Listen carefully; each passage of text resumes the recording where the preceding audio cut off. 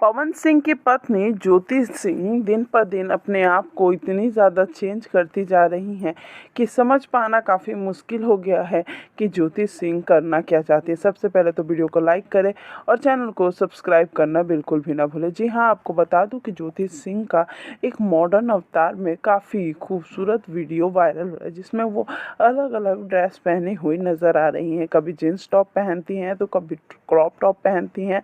हम लड़कियां हैं, हमें इन सब चीज़ों का काफ़ी ज़्यादा शौक़ रहता है। लेकिन मज़े की बात यह है कि ज्योति सिंह को ये कहा जा रहा है कि ज्योति सिंह गलत फ़ायदा उठा रही हैं कहीं ना कहीं पवन सिंह का। तो इसमें ज्योति सिंह क्या गलत फ़ायदा उठा रही हैं, आप भी थोड़ा रिप्लाई ज़रूर कर दीजिए। हाँ, आपको बता दूं कि ज्योति सिंह को ये कहा जा रहा है कि पवन सिंह इतने सभ्य हैं, ज़मीन से जुड़े हुए हैं, और वहीं कहीं ना कहीं ज्योति सिंह अपने आप को दिखावे की दुनिया में काफ़ी ज़्यादा रहती हैं। मतलब कि वो अपने आप को बस दिखाना चाहती है। क्या आपको ऐसा लगता है ज्योति ऐसी है या बात कुछ और है? कमेंट ज़रूर करें।